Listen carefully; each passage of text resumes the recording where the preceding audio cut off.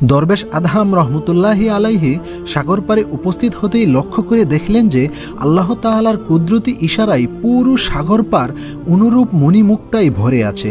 তা দেখে তিনি সিজদায় পড়ে গেলেন এবং কেঁদে কেঁদে আল্লাহ তাআলাকে বলা শুরু করলেন, হে দয়াময় আল্লাহ, যেখানে এই দুষ্প্রাপ্য মণিমুক্তা রাজা বাদশাদের দরবার ভিন্ন কোথাও পাওয়া যায় না, সেখানে আপনার অলৌকিক ক্ষমতায় এখানে ওইরূপ মণিমুক্তার কোনো অভাব নেই।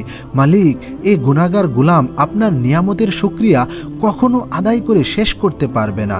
দরবেশ যখন এভাবে কান্নাকাটি করছিল তখন গায়েব থেকে আওয়াজ এলো, হে আদহাম, আমি তোমার প্রতি সন্তুষ্ট রয়েছি।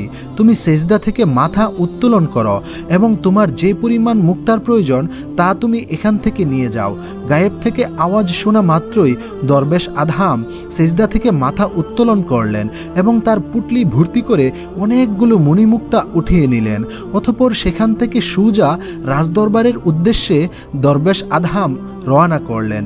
দীর্ঘ পথ অতিক্রম করে অবশেষে তিনি রাজদরবারের মেন গেটের নিকট এসে উপস্থিত হলেন। রাজদরবারের মেন গেটে পাহারারত প্রহরীগণ দরবেশকে দেখা মাত্রই প্রধান উজিরকে খবর দিতে রওনা হলেন। অতঃপর তারা উজিরের নিকট সংবাদ দিলেন যে, জনাব, আমরা লক্ষ্য করেছি ওই ফকির দরবেশ রাজদরবারে প্রবেশ করতে চাচ্ছে। প্রহরীদের কথা শোনা মাত্রই উজির খুব দ্রুত রাজদরবারের মেন গেটের নিকট এসে উপস্থিত হলেন এবং দরবেশকে দেখা মাত্রই রাগে অগ্নিশর্মা হয়ে পড়লেন আর বলতে লাগলেন, এই বেহায়া দরবেশ, তোমাকে না বলেছিলাম মুক্তা না নিয়ে এখানে উপস্থিত হবে না, তুমি কেন এখানে আবার উপস্থিত হয়েছ? উজিরের কথা শেষ হলে দরবেশ আদহাম উত্তর দিলেন, জনাব, আপনি রাগান্বিত হবেন না, আমি রাজকন্যার শর্ত অনুযায়ী মুক্তা নিয়েই এখানে হাজির হয়েছি। দরবেশের মুখে মুক্তা আনার কথা শুনে সকলেই অট্ট হাসিতে ফেটে পড়ল এবং বলতে লাগলো, কোথায় তোমার মুক্তা? দেখি তো তুমি কি মুক্তা নিয়ে উপস্থিত হয়েছ। অতঃপর দরবেশ আদহাম মুক্তার থলেটি তাদের দিকে ছুঁড়ে মারল। তারা উক্ত থলির মুখ খুলতেই অবাক হয়ে গেল এবং তাদের চোখ কপালে উঠে গেল, কেননা সম্পূর্ণ থলেটি উক্ত দুষ্প্রাপ্ত মুক্তা দ্বারা ভরপুর ছিল। অথচ এই ধরনের মুক্তাগুলো অনেক রাজা বাদশাহদের নিকটেও তখন মজুদে ছিল না। বদমাশ উজির যখন দেখল যে কোনো শর্ত দিয়েই দরবেশকে ঠেকানো যাচ্ছে না, তখন সে প্রহরীদেরকে দরবেশের উপর লেলিয়ে দিল এবং তারা তাকে আঘাতের পর আঘাত করে রক্তাক্ত করে ফেলল এবং উজিরের নির্দেশে তারা আহত দেহটাকে টানতে টানতে জঙ্গলের দিকে নিয়ে চলল। অতঃপর জঙ্গলের অদূরে কোনো এক স্থানে ময়লার নিকট দরবেশের দেহখানা ফেলে দিয়ে তারা আবার রাজদরবারের উদ্দেশ্যে রওনা করল। আর দরবেশ আদহাম মরার নেই সেখানেই পড়ে রইলেন। দীর্ঘ সময় পর তার হুঁশ ফিরে এলে আহত শরীর ও মনক্ষুণ্ণ হয়ে গভীর জঙ্গলে তার বাসস্থানের দিকে রওনা করলেন। দরবেশের সাথে বেয়াদবি করার কারণে এর পরের দিনই শাহী মহলে এক মর্মান্তিক দুর্ঘটনা ঘটে যায়। আর তা হলো এই যে, শাহজাদি কুলে জান্নাত দুপুরের খাবার গ্রহণ করার পর বিশ্রামের জন্য তার খাস কামরায় আরাম করছিলেন। এমন সময় হঠাৎ এক বিষধর সাপ তার রুমে প্রবেশ করে তাকে ছুবল মারে এবং মুহূর্তের মধ্যেই সেই সাপটি অদৃশ্য হয়ে যায়। বিষধর সাপের দংশনে শাহজাদি বিকট আওয়াজে চিৎকার করতে লাগলেন। তার চিৎকারের আওয়াজ শুনে রাজা, রানী এবং তাদের অগণিত দাসদাসী তাকে দেখার জন্য তার রুমে আগমন করলেন। তারা আগমন করেই তাকে জিজ্ঞেস করলেন, তোমার কি হয়েছে? কেন তুমি এমন জুড়ে জুড়ে চিৎকার করছ? শাহজাদির জবাব দিল, অনেক বড় বিষধর সাপ আমার রুমে প্রবেশ করে আমার পায়ে দংশন করে উধাও হয়ে গিয়েছে। আমি তার বিষক্রিয়া কিছুতেই সহ্য করতে পারছি না। আমার সমস্ত শরীরের ভিতরে খুবই জ্বালাপোড়া করছে, মনে হচ্ছে যেন আমার রূহ বের হয়ে যাবে। ও আব্বাজি, আমাকে বাঁচান! ও আম্মাজি, আমাকে বাঁচান! এমন কথা বলতে বলতে শাহজাদি অজ্ঞান হয়ে যান এবং তার সমস্ত শরীর সাপের বিষে বিবর্ণ হয়ে যায়। অতঃপর রাজার হুকুমে খুব দ্রুত শাহজাদিকে রাজমহলের চিকিৎসালয়ে নিয়ে যাওয়া হলো এবং সর্বশ্রেষ্ঠ হেকিমের মাধ্যমে তার চিকিৎসা করানো হলো। কিন্তু আল্লাহর মহিমা বোঝা বড় দায়। শত চেষ্টা করেও কোনো লাভ হলো না। শাহজাদির হুঁশ কেউ ফেরাতে পারল না। অবশেষে শাহজাদি তার আদরের আব্বা, আম্মা, আত্মীয় স্বজনকে বিদায় দিয়ে পরপারের পথে প্রস্থান করলেন। মুহূর্তের মধ্যেই সমগ্র রাজ্যে এই দুঃসংবাদ ছড়িয়ে পড়ল। বলখের বাদশার একমাত্র আদরের দুলালি কুলে জান্নাত মৃত্যুবরণ করেছেন। কুলে জান্নাতের মৃত্যুতে রাজা, রানী এবং তার সকল আত্মীয় আত্মীয় স্বজন একেবারেই ভেঙে পড়লেন এবং সমগ্র রাজ্যে শোকের ছায়া নেমে আসলো। এরপর রাজার নির্দেশে শাহজাদিকে রাজদরবারের শাহী কবরস্থানে দাফন করার উদ্দেশ্যে নিয়ে যাওয়া হলো এবং তাকে জনমের মতো বিদায় জানিয়ে সেখানে দাফন করে দেওয়া হলো। দাফনের কার্য সমাপ্ত হওয়ার পর দুজন প্রহরীকে শাহজাদির কবর পাহারা দেওয়ার জন্য নিযুক্ত করে বাকি সকলে কাঁদতে কাঁদতে শাহী মহলের দিকে রওনা করল। এদিক থেকে দরবেশ আদহাম ভারাক্রান্ত হৃদয় নিয়ে তার ছোট্ট কুটিরে ধ্যানে মগ্ন ছিলেন এবং নিরুপায় হয়ে আল্লাহ তাআলার দরবারে রোনাজারি করে দিন কাটাচ্ছিলেন। এমন সময় হজরত খিজির আলাইহিসসালাম তার ঘরে তাশরিফ আনলেন এবং তাকে সান্ত্বনা দিয়ে বললেন, হে আল্লাহর মাহবুব, হে আল্লাহর দরবেশ আদহাম, আপনি মনক্ষুণ্ণ হবেন না এবং হাল ছেড়ে দিবেন না, আর দুষ্ট উজির ও সিপাহীদের ব্যবহারে ভেঙে পড়বেন না। কেননা কোনো কিছু হাসিল করতে হলে সামান্য ত্যাগ স্বীকার করতেই হয়, এটাই তো দুনিয়ার নিয়ম। যাই হোক, আমি আপনাকে যে বিষয়টি বলার জন্য এখানে এসেছি তা আপনি মনোযোগ দিয়ে শ্রবণ করুন। এই কথা বলে তিনি রাজকন্যাকে সাপে কাটার সমস্ত ঘটনা এবং তাকে দাফন করে দেওয়ার বিষয়ে সব কিছু দরবেশ আদহামকে খুলে বললেন। হজরত খিজির আলাইহিসসালামের কথা শুনে তিনি আরও মনক্ষুণ্ণ হলেন এবং চিন্তা করতে লাগলেন, এই শাহজাদির জন্যই তো আজ আমার এই বেহাল দশা। এই কথা চিন্তা করতেই তার দুচোখ বেয়ে পানি ঝরতে লাগলো। তখন হজরত খিজির আলাইহিসসালাম সামান্য মুচকি হেসে বললেন, হে দরবেশ আদহাম, আপনি কাঁদছেন কেন? শুনে রাখুন, আল্লাহ তাআলা আপনার তকদিরে শাহজাদি কুলে জান্নাতকে রেখেছেন, আপনিই তাকে বিয়ে করবেন। দরবেশ আদহাম হজরত খিজির আলাইহিসসালামের মুখে এমন কথা শুনে আরও আশ্চর্য হয়ে গেলেন এবং বলতে লাগলেন, এটা কিভাবে সম্ভব? সে তো মৃত্যুবরণ করেছে এবং তাকে দাফন করে দেওয়া হয়েছে। তার প্রশ্নের জবাবে হজরত খিজির আলাইহিসসালাম বললেন, সে মৃত্যুবরণ করেনি, বরং সাপের বিষক্রিয়ায় তার শরীরের সকল রক্ত জমাট বেঁধে যায়, যার কারণে সে অজ্ঞান হয়ে পড়ে। কোনো হেকিম তাকে জ্ঞান ফেরাতে না পেরে তাকে মৃত ঘোষণা করে, অতঃপর তাকে দাফন করে দেয়া হয়। হজরত খিজির আলাইহিসসালামের জবান থেকে এ সকল কথা শুনে দরবেশ আদহাম একেবারে আশ্চর্য হয়ে পড়লেন এবং যখন এ বিষয়ে নিশ্চিত হলেন যে শাহজাদি মৃত্যুবরণ করেননি, বরং তাকে জীবন্ত অবস্থায় দাফন করা হয়েছে, এমন কথায় সে অস্থির হয়ে উঠল এবং বলতে লাগলো, এখন আমার কি করা উচিত? মেহেরবানি করে আমাকে সব কিছু খুলে বলুন। তখন হজরত খিজির আলাইহিসসালাম দরবেশ আদহামকে হুকুম করলেন, হে দরবেশ আদহাম, আপনি আল্লাহ তাআলার উপর ভরসা করে এখনই রাজদরবারের শাহী গুরুস্থানে গমন করুন এবং শাহজাদিকে তার কবর থেকে তুলে আপনার নিকট নিয়ে আসুন। মনে রাখবেন, এটাই আল্লাহ তাআলার ফরমান। এই কথা বলেই হজরত খিজির আলাইহিসসালাম সেখান থেকে বিদায় গ্রহণ করলেন। অতঃপর দরবেশ আদহাম কাল বিলম্ব না করেই খুব দ্রুত শাহী গুরুস্থানের দিকে রওনা করলেন এবং দীর্ঘপথ পাড়ি দিয়ে অবশেষে শাহী গুরুস্থানের নিকট গিয়ে উপস্থিত হলেন। গুরুস্থানের নিকট উপস্থিত হওয়ার পর তিনি লক্ষ্য করে দেখলেন যে উক্ত গুরুস্থানটি প্রহরী দ্বারা পাহারা দেওয়া হচ্ছে এবং সিপাহীগণ গুরুস্থানের সামনে হাঁটাচলা করছে। তখন দরবেশ আদহাম আল্লাহ তাআলার কাছে দুই হাত তুলে মুনাজাতে নিমগ্ন হয়ে বলতে লাগলেন, হে দয়াময়ী খুদা, কঠোর নিরাপত্তার মাঝে আমি কিভাবে শাহজাদিকে কবর থেকে তুলে নিয়ে যাব? হে রহমানুর রহিম, আপনার সাহায্য ছাড়া আমি অক্ষম। দরবেশ আদহাম আল্লাহ তাআলার দরবারে এইভাবে দোয়া করতে থাকলে আল্লাহ তাআলা তার দোয়া মঞ্জুর করলেন এবং দোয়া করার সাথে সাথে প্রহরীদের চোখে ঘুম চাপিয়ে দিলেন, যার কারণে অল্প কিছুক্ষণের মধ্যেই তারা স্ব স্ব স্থানে গভীর নিদ্রায় নিমগ্ন হলো এবং জমিনে অচেতন হয়ে পড়ে রইল। আর এই সুযোগে দরবেশ আদহাম শাহী গুরুস্থানের ভিতরে প্রবেশ করলেন এবং শাহজাদির কবরের নিকট গিয়ে উপস্থিত হলেন। অতঃপর কবরের মাটি সরিয়ে শাহজাদিকে কবর থেকে বাহিরে বের করে আনলেন। এরপর আল্লাহ তাআলার উপর ভরসা করে শাহজাদিকে কাঁধে বহন করে খুব দ্রুত জঙ্গলের উদ্দেশ্যে রওনা করলেন। অবশেষে রাজদরবারের কঠোর নিরাপত্তার মাঝেও আল্লাহ তাআলার সাহায্যে রাজকন্যাকে নিয়ে দরবেশ আদহাম গভীর জঙ্গলে তার ছোট কুটিরের কাছে গিয়ে পৌঁছালেন। এরপর তাকে কাঁধ থেকে নামিয়ে একটি গাছের সাথে হেলান দিয়ে বসালেন। তখনও রাতের অন্ধকার দূর হয়নি, ফজর হওয়ার অনেক সময় বাকি। তাই দরবেশ আদহাম মশাল জ্বালিয়ে আলোর ব্যবস্থা করলেন। গুটগুটে অন্ধকারের মাঝে মশাল জ্বালানোর কারণে শাহজাদির চাঁদময় চেহারাটা আরও উজ্জ্বল হয়ে উঠল। তা দেখে দরবেশ আদহামের হৃদয়ে এক অন্যরকম স্বর্গীয় আনন্দধারার স্রোত বয়ে যেতে লাগলো। ঠিক এমন সময় হঠাৎ করে দরবেশ আদহাম কিছু লোকের গুঞ্জন শুনতে পেলেন। কারা জানে জঙ্গলের পথ ধরে তাদের দিকেই আসছেন এটা অনুভব করলেন।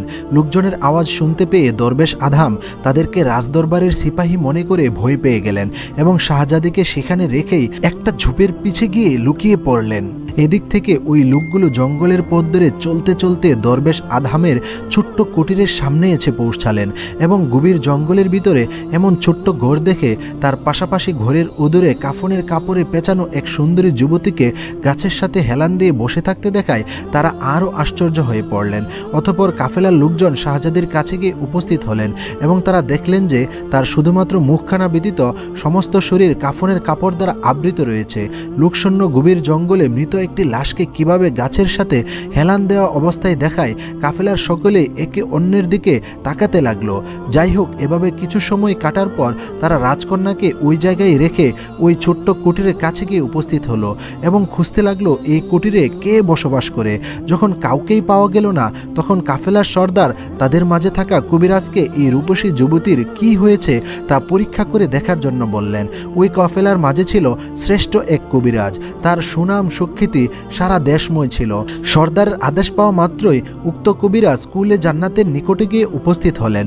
অতঃপর হঠাৎ তার দৃষ্টি রাজকন্যার পায়ের উপর পড়তেই সে চিৎকার দিয়ে বলে উঠল, হে মহামান্য সর্দার, আপনি যদি আমাকে পাগল মনে না করেন তাহলে আমি একটি কথা বলতে চাই, আর তা হলো এই যে আমার অনুমান হয় এই সুন্দরী রূপসী মরে নাই, বরং বিষধর কীটপতঙ্গের কামড়ে সে তার জ্ঞান হারিয়ে অচেতন হয়ে রয়েছে। আল্লাহ পাক চাইলে আমি আমার চিকিৎসার অভিজ্ঞতাই বলতে পারি, আমি নিশ্চিত তার হুঁশ ফিরিয়ে দিতে পারবো। তার কথা শুনে কাফেলার সর্দার বিস্ময়ে হতবাক হয়ে গেলেন এবং তাকে অনুমতি দিলেন, অবশ্যই তুমি যদি সম্ভব হয় এই মেয়ের হুঁশ ফিরিয়ে তাকে জিন্দা করে তুলো। কবিরাজ তার সর্দারের অনুমতি পাওয়া মাত্রই ব্যাগ থেকে তার যন্ত্রপাতি বের করলেন এবং গভীর মনোযোগের সাথে কুলে জান্নাতের চিকিৎসা আরম্ভ করে দিলেন। প্রাণপণ চেষ্টা করার মাধ্যমেই আল্লাহর রহমতে অল্প কিছুক্ষণের মধ্যেই শাহজাদির হুঁশ ফিরাতে সে সক্ষম হলেন। হুঁশ ফিরার সাথে সাথে শাহজাদি তার দুচোখ খুলল এবং অপরিচিত লোকদেরকে ও গভীর জঙ্গলে নিজেকে দেখতে পেয়ে চিৎকার দিয়ে বলে উঠল, আপনারা কারা আর আমি এখানে কেন? আমার তো শাহী মহলে থাকার কথা ছিল, আমি গভীর জঙ্গলে আছি কেন? কুলে জান্নাত যখন এইভাবে চিৎকার করছিলেন তখন কাফেলার সর্দার কুলে জান্নাতের নিকটে এসে উপস্থিত হলেন আর বলতে লাগলেন, হে আল্লাহর বান্দি, আমরা তো আপনাকে চিনি না, আমরা ব্যবসায়ী কাফেলা, এক দেশ থেকে মালামাল বহন করে অন্য দেশে আমরা ব্যবসার উদ্দেশ্যে যাই। পথ হারিয়ে ফেলে আমরা এই জঙ্গলে এসে উপস্থিত হয়েছি। এখানে উপস্থিত হতেই আমরা আপনাকে এই গাছের সাথে হেলান দেওয়া অবস্থায় দেখেছি। আমরা জানি না আপনি কে এবং কোথা থেকে এখানে এসেছেন। তাদের কথা শুনে কুলে জান্নাত আশ্চর্য হয়ে গেলেন এবং নিজের শরীরের দিকে তাকিয়ে আরও অবাক হলেন যে কাফনের কাপড় কেন তার শরীরে রয়েছে। কুলে জান্নাত অবাক দৃষ্টিতে কাফেলার সর্দারের দিকে তাকিয়ে রইল এবং সে কল্পনা করতে লাগলো কে তাকে শাহী মহল থেকে কাফনের কাপড় পরিয়ে এখানে নিয়ে এসেছে। এই সমস্ত চিন্তা করতেই শাহজাদি তার আব্বা আম্মার কথা স্মরণ করে কাঁদতে শুরু করলো। তাকে কাঁদতে দেখে কাফেলার সর্দার জিজ্ঞেস করলো, হে মহিষী নারী, আপনি কান্না করবেন না, মেহেরবানি করে আমাদের নিকট আপনার পরিচয় খুলে বলুন। শাহজাদি তখন বলল, আমার নাম কুলে জান্নাত, আমার বাবার নাম আব্দুল্লাহ, আমার বাবাই এই বলখের বাদশাহ। কাফেলার সর্দার যখন জানল যে এ তো কোনো সাধারণ মেয়ে নয়, এ তো এ দেশের রাজকন্যা শাহজাদি, কাফেলার সর্দার তখন হতবাক হয়ে গেলেন। শাহজাদিকে কে কাফনের কাপড় পরিয়ে জঙ্গলে নিয়ে এসেছে? কাফেলার সর্দার ও কুলে জান্নাত যখন এভাবে কথা বলছিল ঠিক তখনই ঝোপের আড়াল থেকে বের হয়ে আসলো বিখ্যাত তাপস দরবেশ ইব্রাহিম ইবনে আদহাম। ইব্রাহিম ইবনে আদহাম রাদিয়াল্লাহু তাআলা আনহু পিছন থেকে বের হয়ে আস্তে আস্তে তাদের নিকট এসে উপস্থিত হলেন। দরবেশ আদহামকে দেখা মাত্রই কাফেলার সর্দার তার নিকট এসে উপস্থিত হলেন এবং তাকে জিজ্ঞেস করলেন, ভাই আপনি কে, আপনার পরিচয় কি? দরবেশ আদহাম উত্তর দিলেন, আমার নাম আদহাম, আমি এই জনমানবহীন গভীর জঙ্গলে বসবাস করি, আর এই যে দেখছেন এই ছোট্ট কুটিরটি আমার ঘর। তার কথা শুনে সর্দার বলে উঠলেন, তাহলে আপনি কি শাহজাদিকে এখানে নিয়ে এসেছেন? দরবেশ আদহাম বললেন, হ্যাঁ, আমি শাহজাদিকে এখানে নিয়ে এসেছি। কাফেলার সর্দার তখন বললেন, আচ্ছা ভালো কথা, আপনি শাহজাদিকে শাহী মহল থেকে এখানে নিয়ে এসেছেন, তবে শাহজাদির শরীরে কাফনের কাপড় পেঁচানো কেন? এর হাকিকত কি? আমার নিকট খুলে বলুন। দরবেশ আদহাম তখন পিছনের সকল ঘটনা তার নিকট খুলে বললেন। দরবেশের মুখের সকল কথা শুনে কাফেলার সর্দার ও কুলে জান্নাত সকলে অবাক দৃষ্টিতে তার দিকে তাকিয়ে রইল।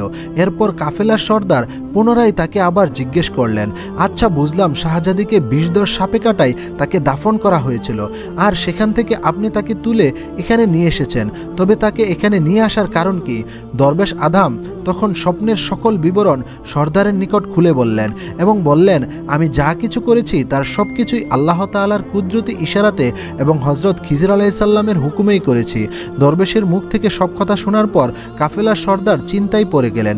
তিনি কি করবেন? তিনি কি শাহজাদিকে দরবেশের সাথে বিয়ে দিয়ে দিবেন, নাকি তাকে রাজ দরবারে পৌঁছে দিবেন? এই সকল চিন্তা করে কাফেলার সর্দার যখন কোনো সিদ্ধান্তেই উপনীত হতে পারছিলেন না, তখন তিনি তার সাথীদের সাথে এ বিষয়ে পরামর্শ করার জন্য তাদের নিকট গমন করলেন। তিনি তার অন্যান্য সাথীদের নিকট পৌঁছে দরবেশের সকল ঘটনা তাদের নিকট খুলে বললেন এবং এই অবস্থায় কি করা উচিত তাদের নিকট উত্তম পরামর্শ তলব করলেন। সর্দারের সকল কথা শেষ হলে তাদের মাঝে থাকা উপস্থিত সবচেয়ে জ্ঞানী ও বুদ্ধিমান ব্যক্তি দাঁড়িয়ে বললেন, জনাব, আপনার অনুমতি থাকলে আমি একটি পরামর্শ দিতে পারি। তখন সর্দার তাকে অনুমতি দিলে সে বলা শুরু করলো, যদিও একজন শাহজাদিকে কোনো ফকির দরবেশের নিকট বিয়ে দেওয়া খুবই বেমানান, তারপরেও যেহেতু আল্লাহ তাআলার ইশারাতেই দরবেশ তাকে এখানে নিয়ে এসেছেন, সেজন্য শাহজাদিকে দরবেশের সাথে বিয়ে দিয়ে দেওয়াই আমাদের কর্তব্য। না হয় আল্লাহ তাআলা আমাদের উপর অসন্তুষ্ট হয়ে যাবেন। এর পাশাপাশি আমি আরও একটি কথা বলতে চাই, তা হলো এই বিয়েতে শাহজাদির কোনো আপত্তি আছে কিনা তা অন্তত একবার যাচাই করে দেখা দরকার। এই দুটি পরামর্শ দিয়ে উক্ত ব্যক্তি তার কথা শেষ করলো। কাফেলার সর্দার সেই ব্যক্তির পরামর্শটিকে খুবই পছন্দ করলেন এবং দরবেশ আদহাম ও কুলে জান্নাতের নিকট রওনা হলেন। অতঃপর কুলে জান্নাতের নিকট পৌঁছে তাকে লক্ষ্য করে বললেন, হে বলখের বাদশার একমাত্র শাহজাদি, আপনি দরবেশ সাহেবের সকল কথা শুনেছেন। আপনাকে তিনি আল্লাহর কুদরতি ইশারাতেই এখানে নিয়ে এসেছেন। এই অবস্থায় আপনি কি তার সাথে বিবাহ বন্ধনে আবদ্ধ হয়ে এই গভীর জঙ্গলে থাকতে চাচ্ছেন, নাকি আবার শাহী বালাখানায় ফিরে যেতে চাচ্ছেন? শাহজাদি কুলে জান্নাত তখন কাঁদতে কাঁদতে বললেন, আমি কখনোই ওই বালাখানায় আর ফিরে যাব না। সেখান থেকে সকলেই আমাকে চিরবিদায় দিয়েছে এবং মৃত জেনে আমাকে কবরস্থ করেছে। তবে একটি কথা ভাবতেই আমার শ্বাস বন্ধ হয়ে আসছে, আর তা হলো আমার আব্বাজি ও আম্মাজির কথা। কেননা আমি ছিলাম তাদের একমাত্র নয়নের মণি ও কলিজার টুকরা। আমাকে হারিয়ে তাদের কতই না কষ্ট হচ্ছে এবং বিচ্ছেদ বেদনার আগুনে তারা কতই না দগ্ধ হচ্ছেন, সে কথা বলার অপেক্ষাই রাখে না। তার কথা শুনে কাফেলার সর্দার ও দরবেশ আদহামও চোখের পানি ধরে রাখতে পারলেন না। তারপরেও তাকে সান্ত্বনা দিয়ে বললেন, হে বলখের একমাত্র শাহজাদি, আপনি কান্নাকাটি করবেন না। সমস্ত ইখতিয়ার আপনার। আপনি যেটা বলবেন সেটাই হবে। আপনি চাইলে রাজদরবারে ফিরে যেতে পারেন, আর চাইলে এই দরবেশের সাথে বিবাহ বন্ধনে আবদ্ধ হয়ে এখানে বসবাস করতে পারবেন। কুলে জান্নাত তখন চোখের পানি মুছতে মুছতে বললেন, হে মহামান্য সর্দার, সবাই যেহেতু আমাকে বিদায় দিয়ে দিয়েছে এবং মৃত বলে দাফন করে দিয়েছে, তাই আমি আর রাজদরবারে ফিরে যেতে চাই না। বরং আল্লাহ তাআলাকে রাজি খুশি করার জন্য দরবেশ আদহামের সাথে বিবাহ বন্ধনে আবদ্ধ হয়ে বাকি জীবন ইবাদত বন্দেগী করে কাটিয়ে দিতে চাই। প্রিয় দর্শক, এরপর কাফেলার সর্দার তার অন্যান্য সাথীদেরকে নিয়ে দরবেশ আদহাম ও কুলে জান্নাতের বিয়ের আয়োজন করেন এবং গভীর জঙ্গলে তাদের বিয়ে পড়িয়ে দেন। এরপর শুরু হয় তাদের নতুন একটি জীবন। প্রিয় ইমানদার ভাই ও বোনেরা, আমাদের এই ভিডিওটি যদি আপনাদের ভালো লেগে থাকে তাহলে অবশ্যই আমাদের চ্যানেলটি সাবস্ক্রাইব করে ভিডিওটির নিচে আপনাদের মন্তব্য জানাতে ভুলবেন না। পরবর্তী ভিডিও আসার আগ পর্যন্ত আপনারা সকলেই ভালো থাকবেন, সুস্থ থাকবেন, সেই প্রত্যাশা রইল। আসসালামু আলাইকুম ওয়া রাহমাতুল্লাহি ওয়া বারাকাতুহু।